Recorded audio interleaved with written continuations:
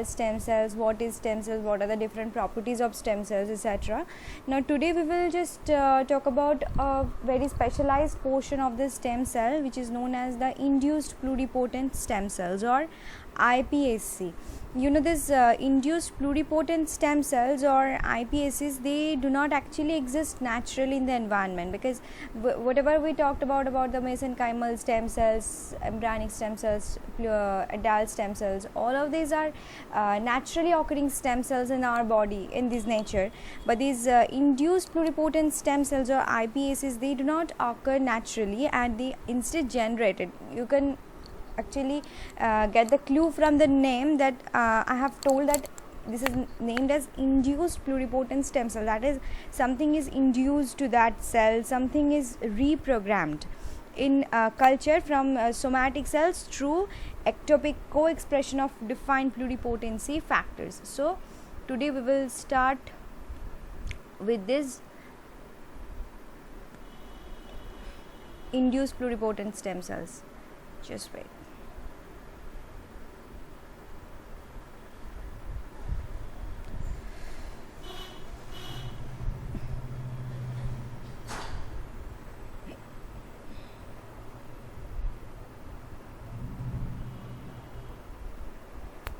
So, is this visible? Yes, ma'am, it's visible. This is basically the induced pluripotent stem cells. Wait, just.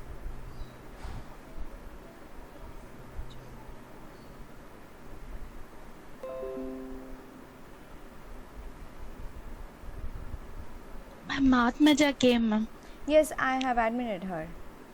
She joined, I guess. Yes, ma'am. Sorry for the late.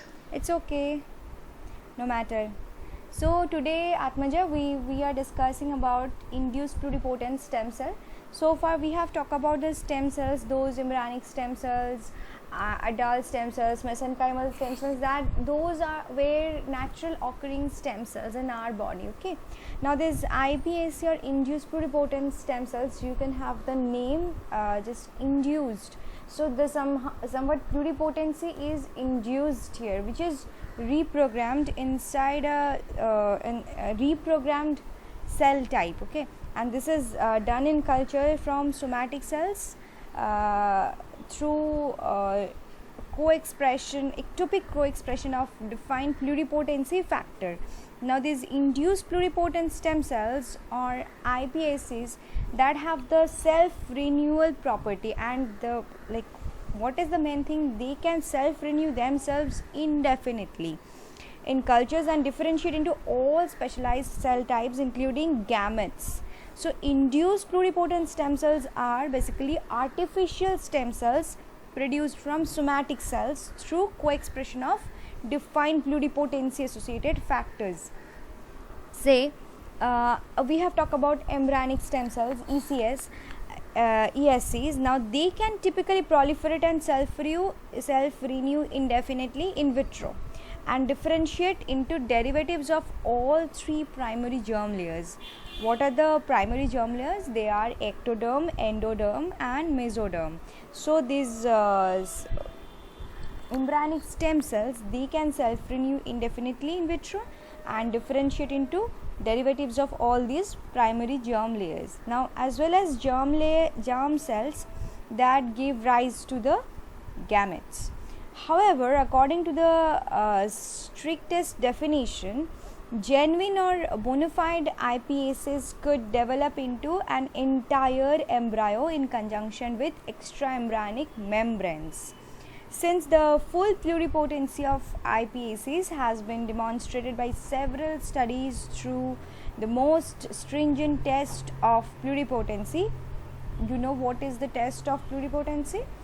This is a tetraploid complementation test. Generally, we know all cells are diploid in nature, but the assay that we do to check the pluripotency is tetraploid complementation assay. And this tetraploid complementation assay is used to test whether induced pluripotent stem cells, that means, just wait.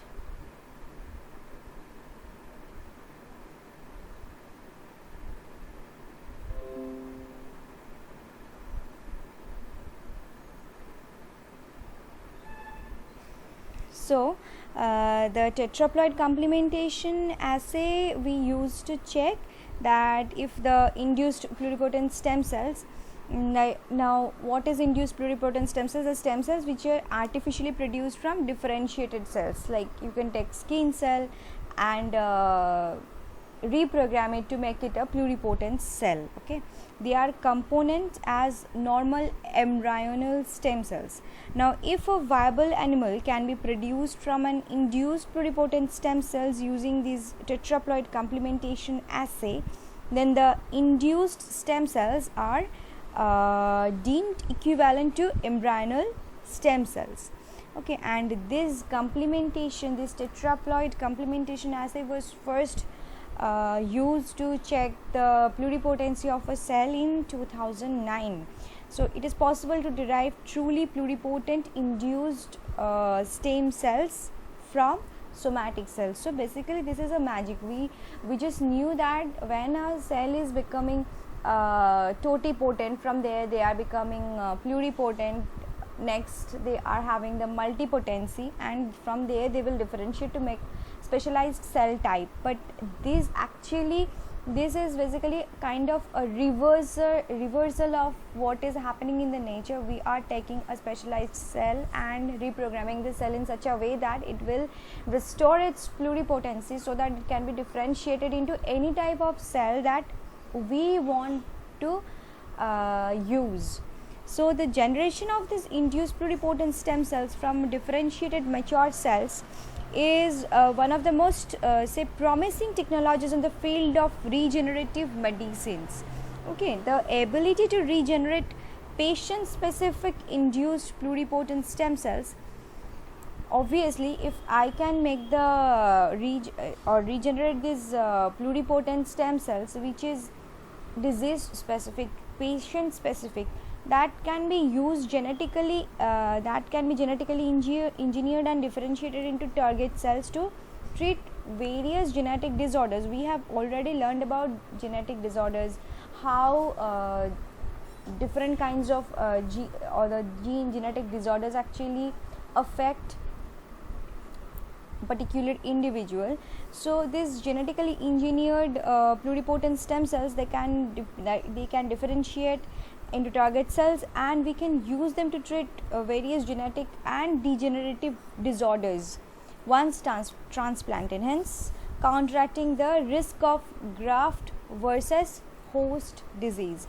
So this human embryonic stem cells, these are derived from the inner cell mass of a developing embryo. We have talked about that inner stem cells we actually got from the inner cell mass of the developing embryo, because these are, and we also talked about why these embryonic stem cells are not considered as the totipotent cell, because they cannot make the placenta or the outer cell outer membrane, they cannot make. So this is said to be the pluripotent rather than totipotent one. So these cells are pluripotent.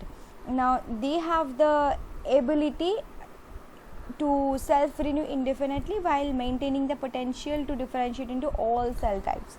Now these embryonic stem cells offer tremendous potential applications in biomedical research and regenerative medicines, opening new avenues for therapeutic strategies aimed at cell replacement in degenerative, traumatic and ischemic disorders. So, however, human embryonic stem cell related research is ethically controversial.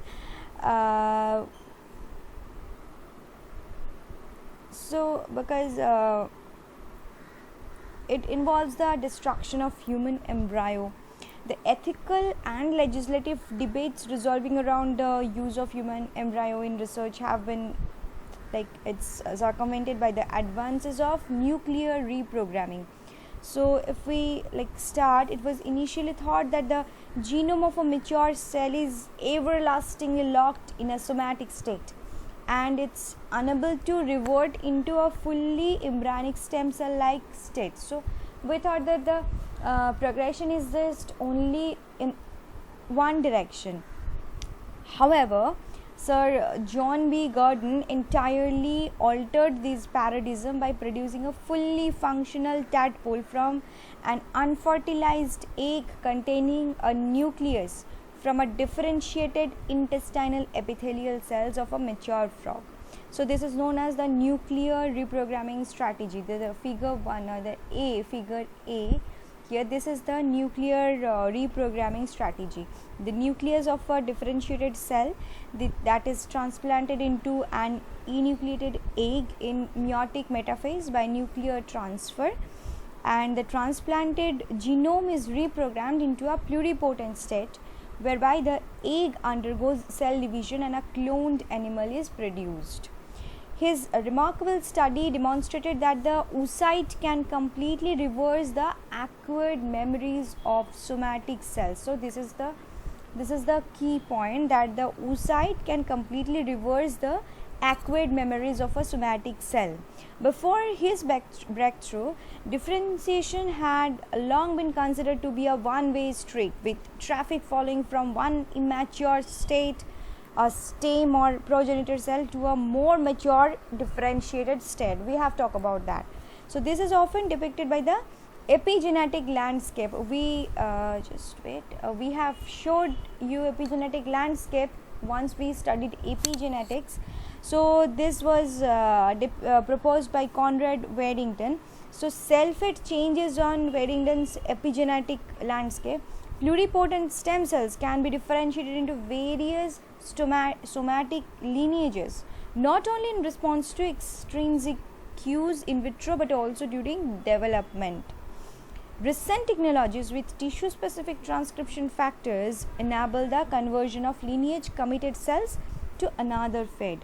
A small set of reprogramming factors also reverts differentiated cells to pluripotency, adapted with permissions from Weddington. So as you can see, it was the one-way traffic that we all knew, that pluripotent cell after natural or normal development or the course of normal development, they differentiate to form a more specific or differentiated cells. But we have also learned that this is the basic of induced pluripotent stem cells formation, that when we are having a specialized cell, we can actually there is a lineage conversion which is known as transdifferentiation, and once we have a special kind of cell, we can also renew or reprogram the cell in such a way that this is the more specific, the fully differentiated cell. Okay, it actually has no potency to self renew. It cannot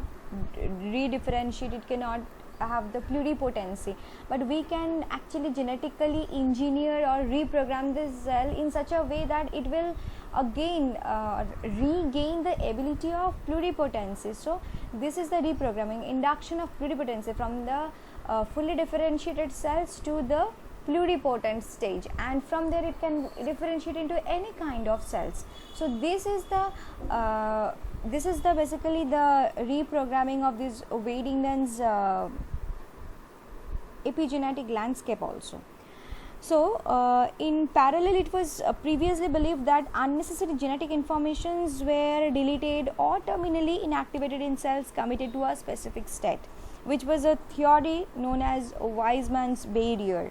Now, nuclear reprogramming demonstrated that not only do somatic cells retain all genetic informations, but they can also be rejuvenated by artificial manipulations to again acquire this pluripotency. So everything is stored, every single information is stored inside the fully differentiated cells, so that it can be again reverted back into its pluripotent state. Now, another key discovery in scientific history that enabled us to generate iPSCs was a landmark experiment that first demonstrated direct cell-fate conversion by a defined transcription factor. The author of that study performed complementary DNA subtraction and found 3 genes that were expressed predominantly in proliferative myoblasts. This is the experiment. Okay. This is basically a transdifferentiation. We already told you what is transdifferentiation. This is basically a lineage conversion from one fully differentiated cells to another fully differentiated cell. So the DNA subtraction, and he found 3 genes that were expressed predominantly in proliferative myoblasts. Enforced expression of one of them, myogenic differentiation 1, was alone sufficient to convert mouse fibroblasts to myosin expressing stable myoblast. This was the dawn of direct reprogramming, whereby somatic cells are induced to transit directly from one lineage to another. Direct reprogramming is now one of the biggest trends in cell biology research, yielding important new discoveries. It started in 2012. So these separate fields of nuclear transfer and direct reprogramming. So we have already learned about nuclear transfer. We have learned about this lineage conversion or transdifferentiation. So direct reprogramming combined neatly into the concept of induced pluripotency. So this is the basic how actually the research work started.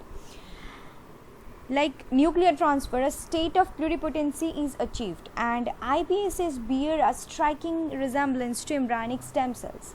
However, the technology is taken from the direct reprogramming field via the enforced expression of the defined transcription factors.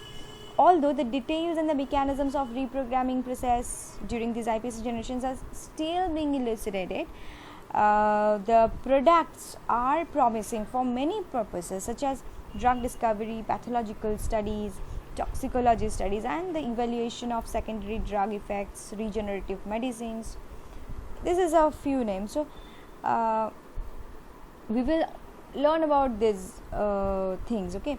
So more than 30 years later, Dolly, I guess you know about Dolly. Dolly was a first cloned adult from an adult somatic cell using nuclear transfer technology. So these momentous findings concluded that differentiated cells still retain the genetic memory. So this was the first experiment when Dolly, the scientists actually were successful to make a clone from the somatic cells. So that was the first breakthrough that actually helped us to understand that differentiated cells still retain the genetic memory that is important for an organism's development, and that oocytes contain factors that can reprogram the mature cell nuclei. So if you see the oocyte mediated reprogramming, the memory of somatic cell nuclei can be erased by injection into enucleated oocyte, generation of cloned feeding tadpoles by nuclear transfer. It was first achieved in 1962. Next was the transcription factor induced conversion of lineage committed cell fate. This is we have already talked about. Lineage instructive transcription factors can change somatic cell fate to a destination state beyond germ layers. In some cases, such cell fate conversion can be referred to as transdifferentiation, and the induction of the last one is the induction of pluripotency by defined factors. The combined concepts of oocyte mediated reprogramming and transcription factors induced cell fate conversion allowed us to discover these iPS technologies. Now, the conservation of genome during development serves as the basis of principle for nuclear reprogramming.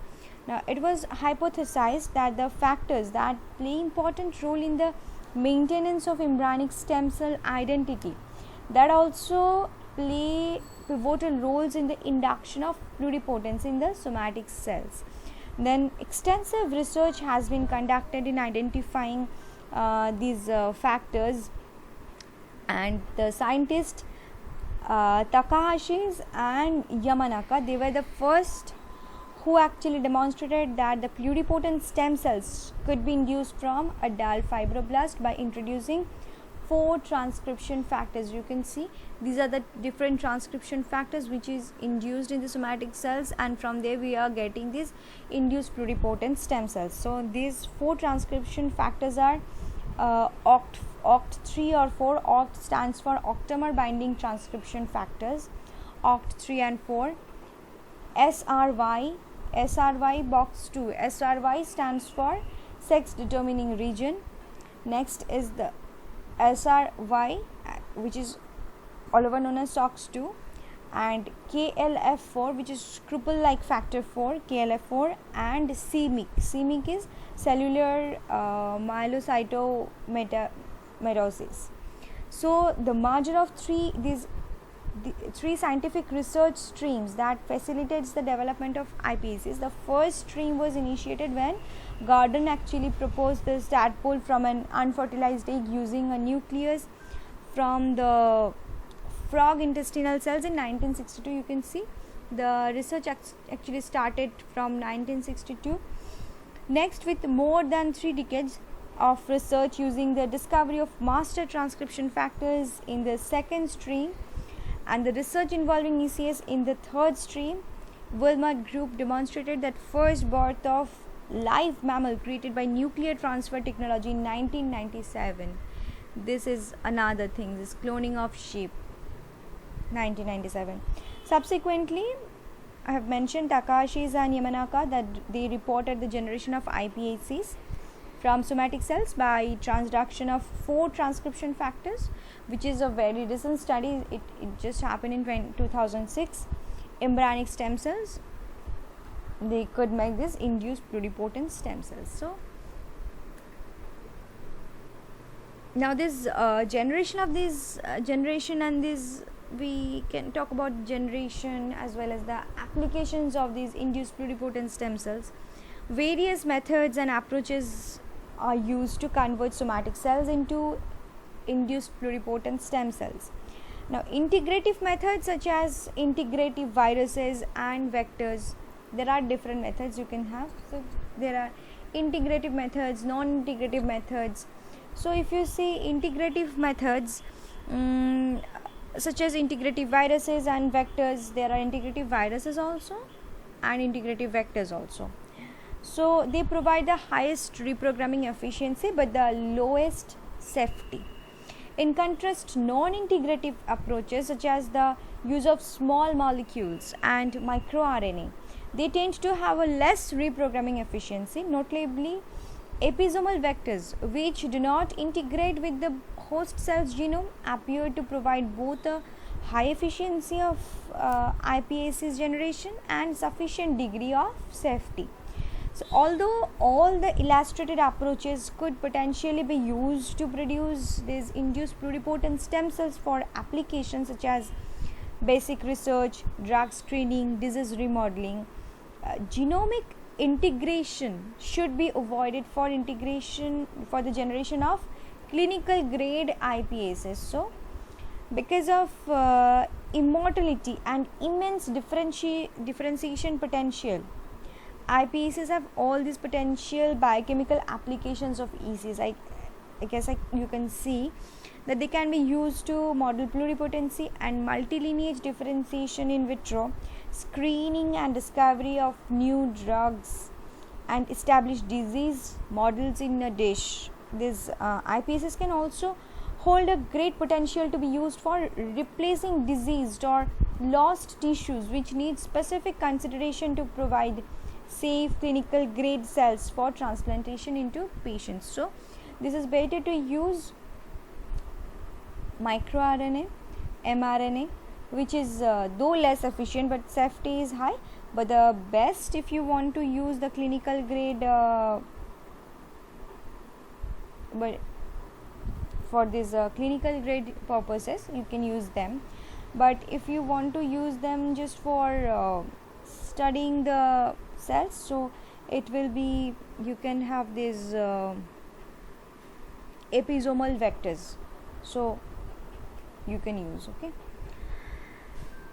theoretically this induced pluripotent stem cells can be generated by using any somatic cells by employing appropriate reprogramming factors, and most convenient method for their introduction to somatic cells.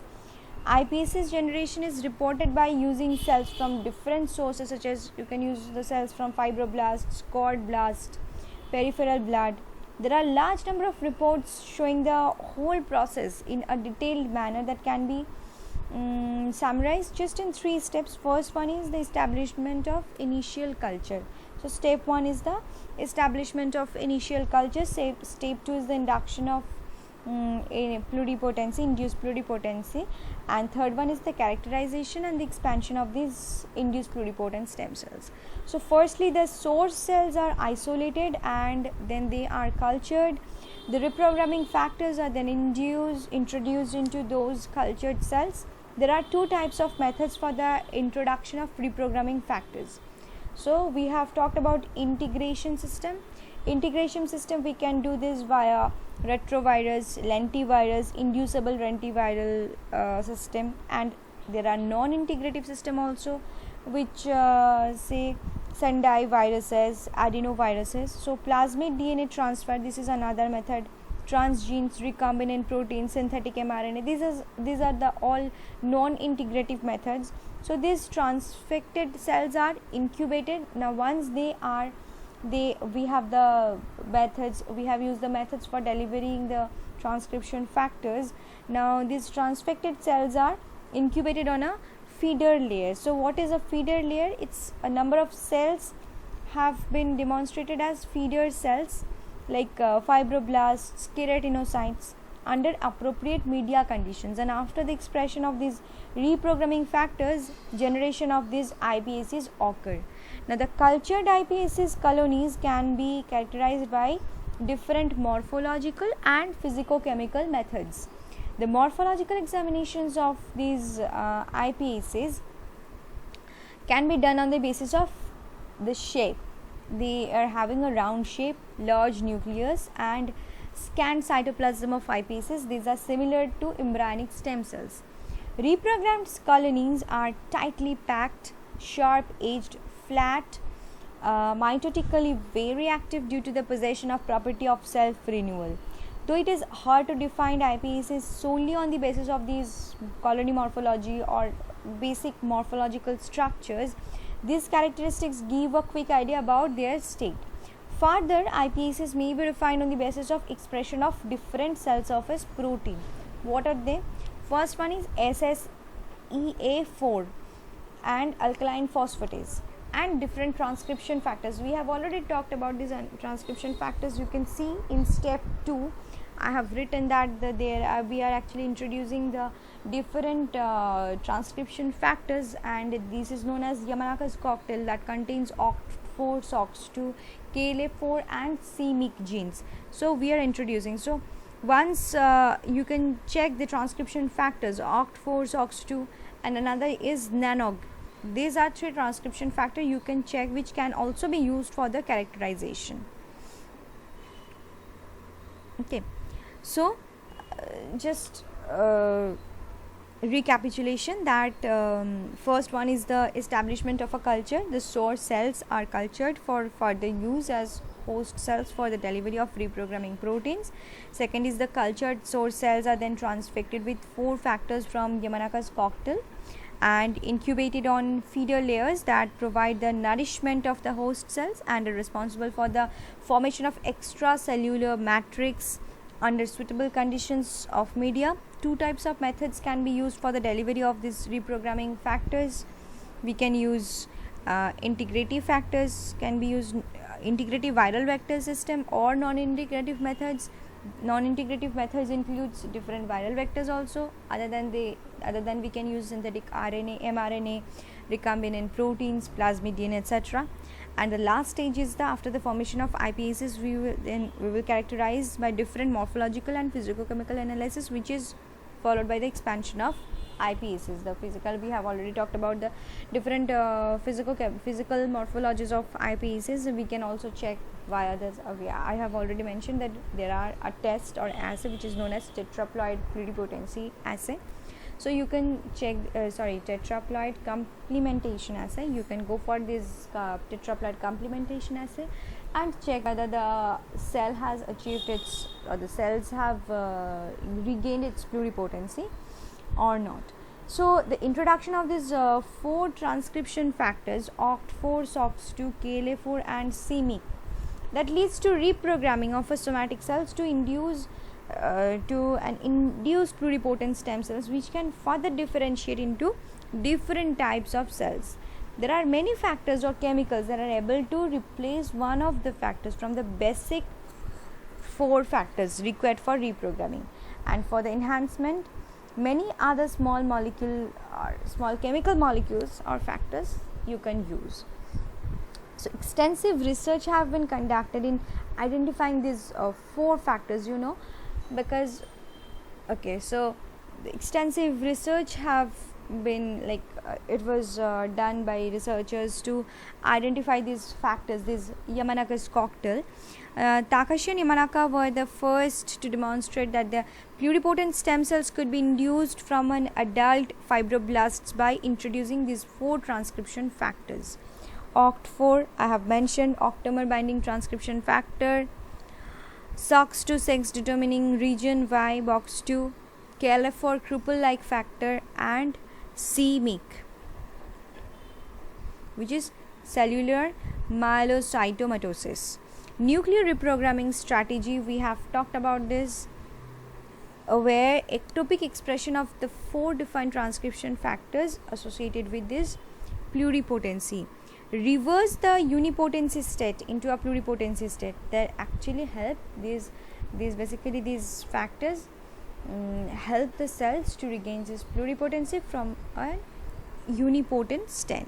Now the somatic cell reprogramming is initiated by the changes in the transcriptome and chromatin structure. We already talked about, or we already have an idea what actually this chromatin modification is known as. Can anyone tell me what are the term we can use for this chromatin modification? We have already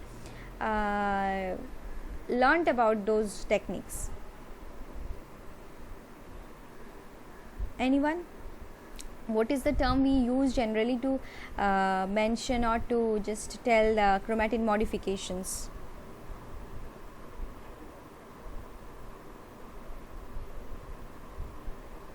This is basically the epigenetics. So this chromatin structure, the changes in the transcriptome and the chromatin structure of differentiated states into that of a pluripotent like state. The ability of the reprogramming transcription factors to bind to pluripotency associated recognition sequence in somatic cells is mostly modulated by the change in the chromatin structure, which is influenced by DNA methylation, histone modification, and ATP dependent chromatin remodeling. We have already talked about DNA methylation, histone modifications, etc. So when we talked about these epigenetic processes in our previous classes, we talked that there are some genes which cannot be switched on regularly, that can be switched off sometimes. There is a switching between the activation and the inactivation of a particular gene. If you want to get the protein or not, everything depends on that. Other than these epigenetic modifications are also necessary for this stem cell production, the induced pluripotent stem cell production, and this unipotency, the pluripotency is achieved from the unipotent somatic stem cells, which is mostly modulated by the changes in this chromatic structure, which is in turn influenced by this DNA methylation, histone modification, and so on. So the reprogramming transcription factors spontaneously bind together to form an interconnected autoregulatory circuit, triggering their own core promoter genes and cooperating with other pluripotency associated genes. The interconnected autoregulatory loop suggests that OCT4 and SOX2. So why this OCT4, SOX2, KLF4 and c-MYC is important? Why I am talking about these 4 factors repeatedly, which is the essential factors with other small molecules, small chemicals and factors. These 4 factors are the essential to actually achieve this pluripotency from the unipotent state. So these OCT4 and SOX2 play a key role in the maintenance of pluripotency and in early embryo precursor cells respectively. In contrast, we also talked about NANOG, which is another key factor we can actually check when they become a pluripotent cell. So this NANOG plays a paramount role for mammalian development, growth and differentiation of blastocysts in the pre-implantation embryo. So it was reported that 2 transcriptional waves are elicited when pluripotency is induced. In the first transcriptional wave,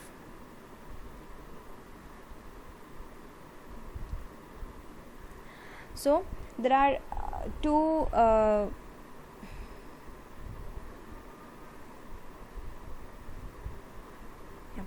so there are two actually different waves are important to gain this pluripotency. So in the first, what is happening, the c-MYC binds to a large region of somatic genome with methylated H3K4Me2.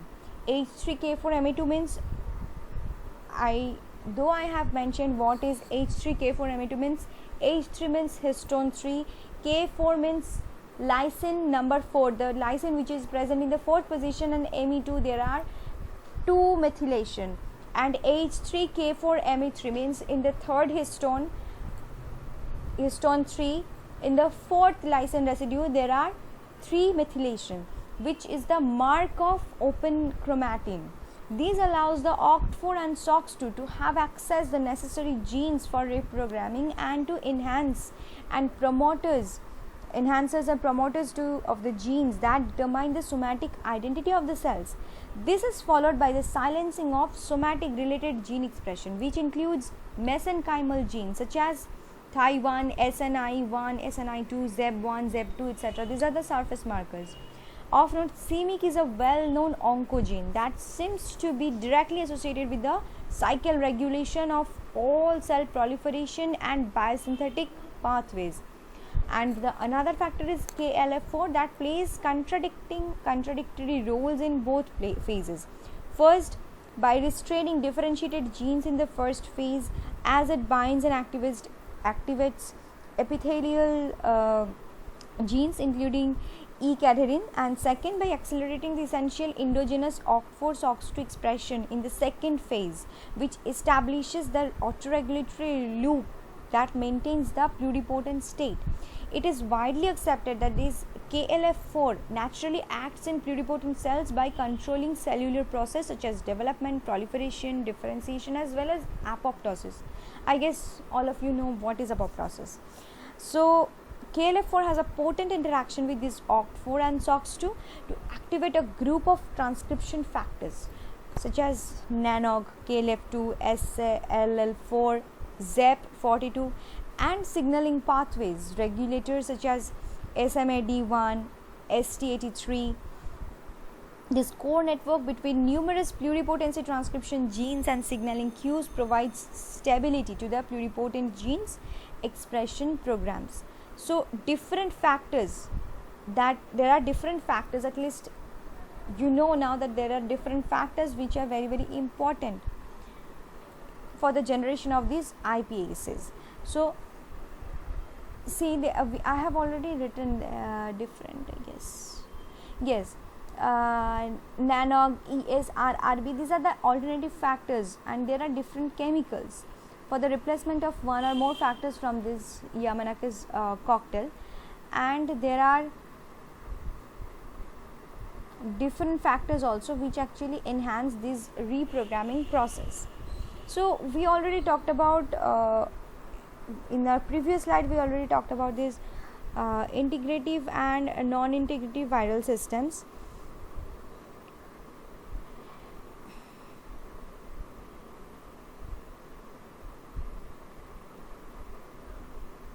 So just it's just a recapitulation that integrative viral vector systems, these integration methods, actually those in which the viral vector gets integrated into the host cell genome. The use of this retrovirus and lentivirus comes under this category, and the method has a high efficiency, but I have already mentioned that there is a high risk because lower safety. Hence different approaches have also been worked on, like non-integrating methods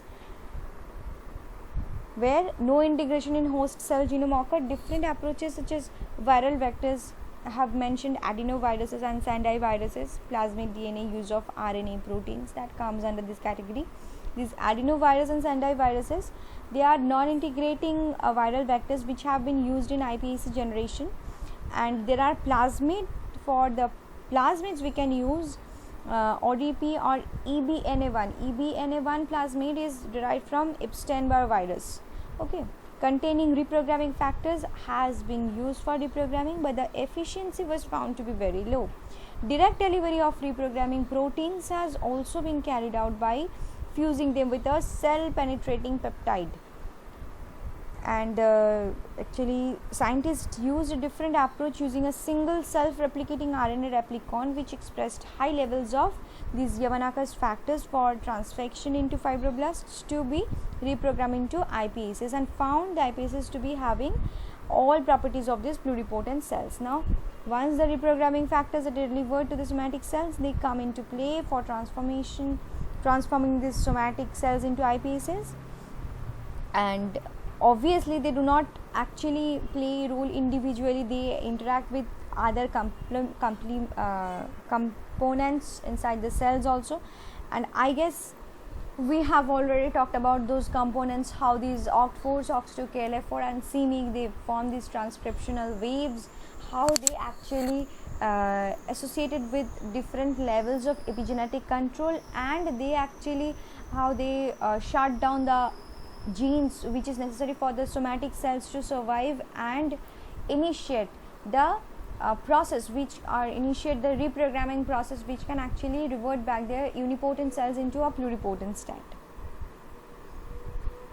Now the key concern is in pluripotent stem cell related research is to maintain the pluripotent cultures in an undifferentiated and proliferative condition without causing chromosomal aberration. We have talked about this feeder layers, which is nothing but the bunch of cells of fibroblast which actually nourish, which is giving the nourishment and nutrition for the cells. So to overcome the obstacles, the generated iPSCs are commonly maintained on mouse embryonic fibroblasts known as the mouse feeder cells that secrete several unknown protein factors which provide an optimal microenvironment for these induced pluripotent stem cells to sustain its pluripotency. Now these MEFs or mouse embryonic stem fibroblasts is a fetal bovine serum containing medium. They are traditionally used for embryonic stem cell culture. However, the exposure of these iPSCs to the feeder cells and their supplementary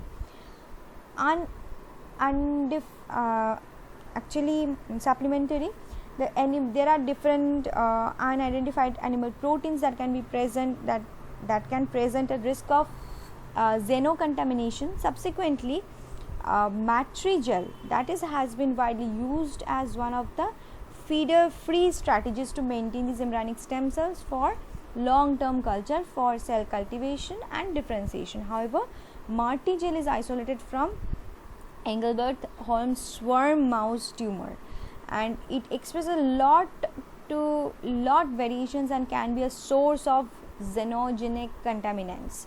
So therefore, total animal substance removal and use of serum free mediums, they are required to comply with this standard for biological ingredients. The use of gelatin with serum free condition could rapidly and steadily produce these embryonic stem cell like cells. However, scientists also have reported that these iPSCs grown in this condition could not retain their pluripotency without undergoing differentiation when cultured on gelatin surface. So this is the reason for the phenomenon remains unknown. Perhaps it was due to the choice of culture medium or the type and the concentration, obviously the serum used. However, a gelatin based feeder free culture system has been successfully used to maintain these undifferentiated human pluripotent stem cells. The gelatin based culture was also used in our laboratory for iPSC production to maintain its self renewal property of mouse induced pluripotent stem cells. And sometimes scientists have supplemented it with histone deacetylase inhibitor and transforming growth factors beta with inhibitors during this cellular conversion. it actually showed that improvement of generation of these iPSC cells in the absence of either c-MYC or KLF4. So there are various trial and error method to make these feeder cells or feeder free cell layers, to make this or to maintain these induced pluripotent stem cells in its state, which is in its undifferentiated state yet proliferative condition without causing these chromosomal aberrations. So there are, we just during the process of this culture of this induced pluripotent stem cell, when you are actually culturing the cells, you have to keep in mind about the perfect media also.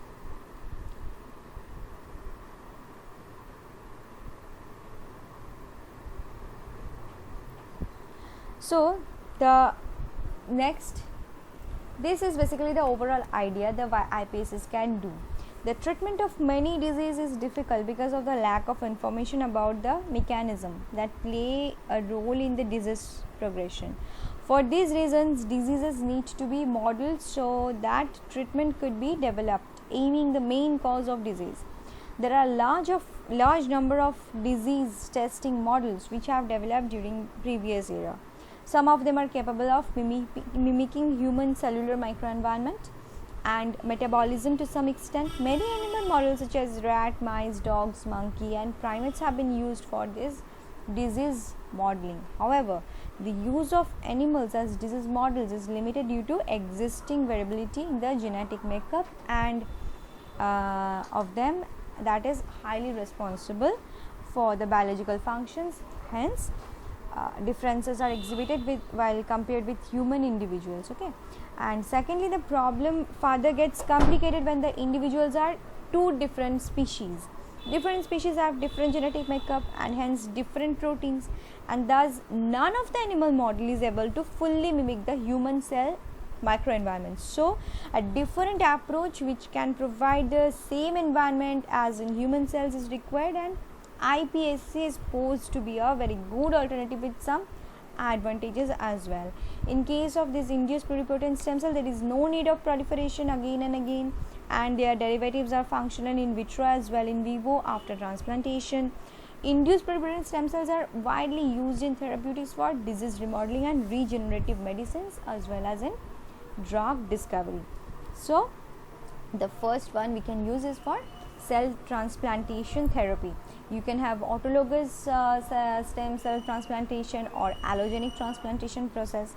Now, since the first report in 1998, these human embryonic stem cells have been expected to be the key for the treatment of intractable disease such as Parkinson's and spinal cord injury. However, the use of human embryonic stem cell faces several hurdles, including ethical concerns about using human embryos and scientific concerns about immune rejection, because already when we talked about this iPSC transplantation, I have already mentioned the term that it actually lowers the effects of rejection.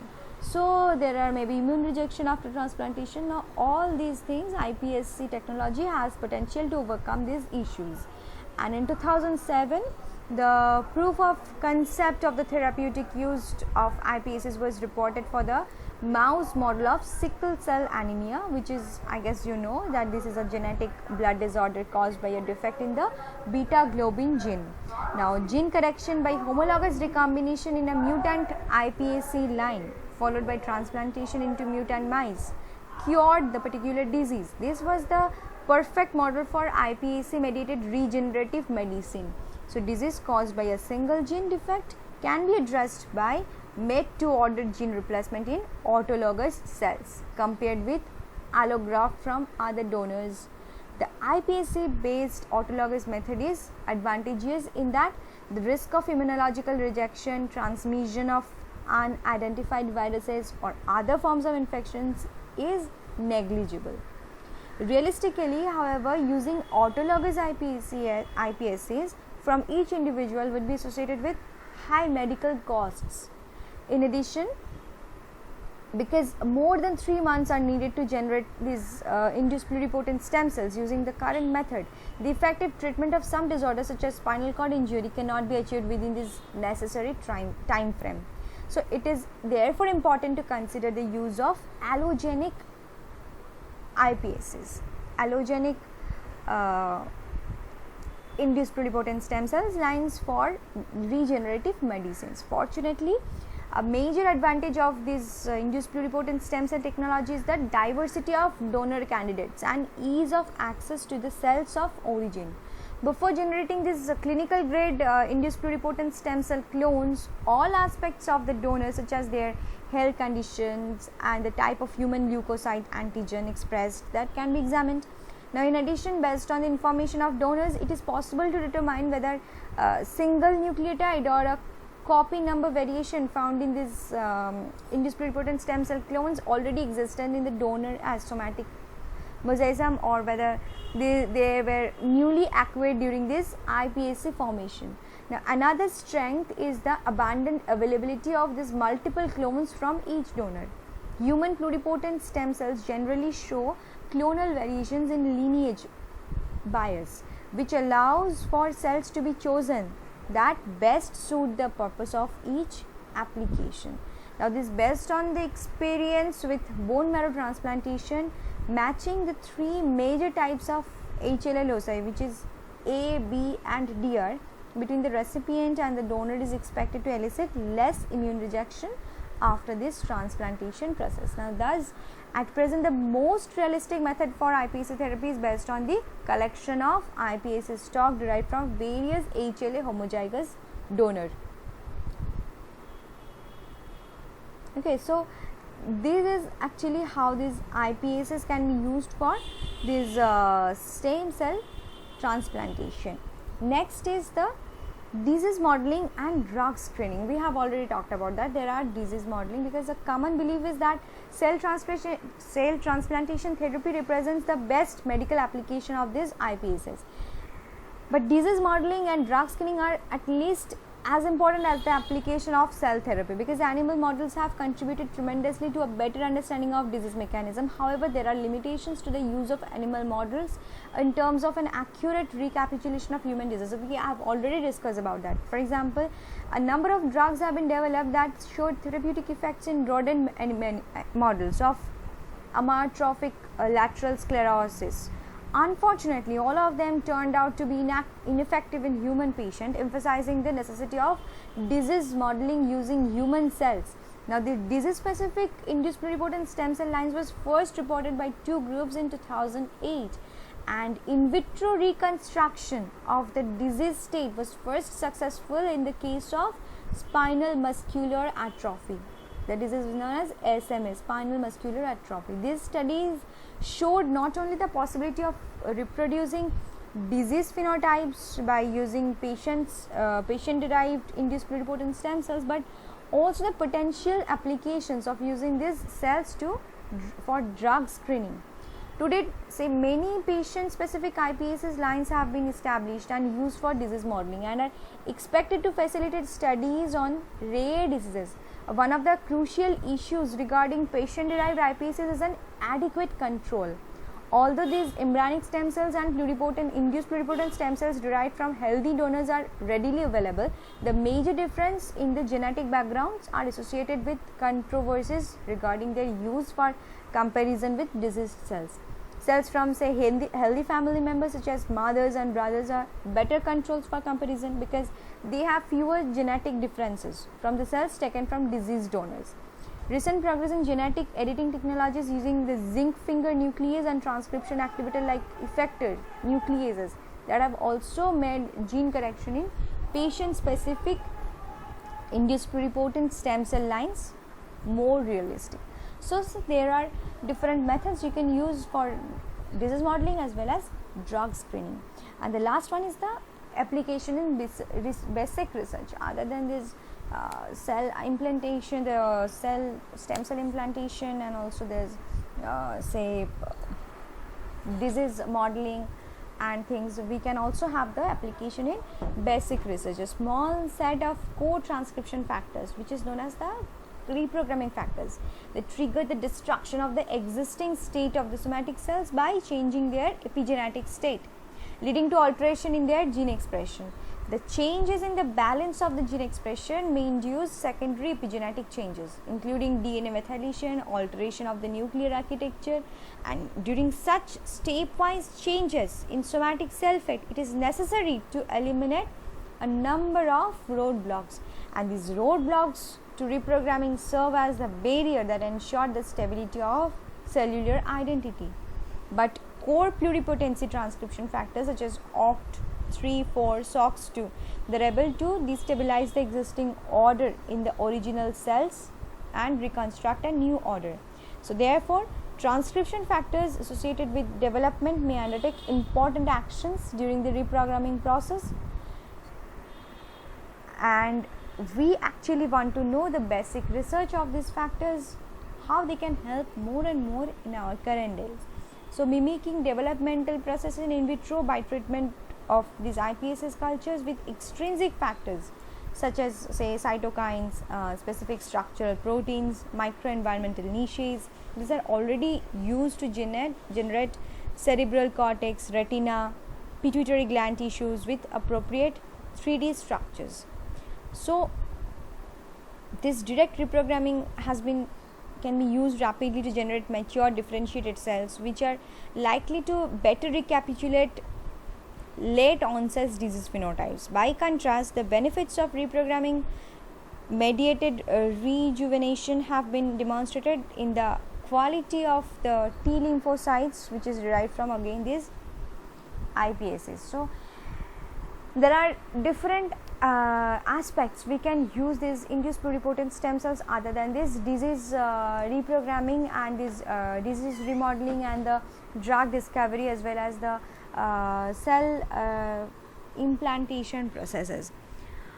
So this is all about these induced pluripotent stem cells, the idea which is behind this induced, how the idea of these induced pluripotent stem cells came and how they actually the research gradually developed in this field, and how nowadays we can use these induced pluripotent stem cells for not only the basic research purpose but also curing more and more diseases to make degenerative medicines, to make disease models, to make new drugs, etc. Okay.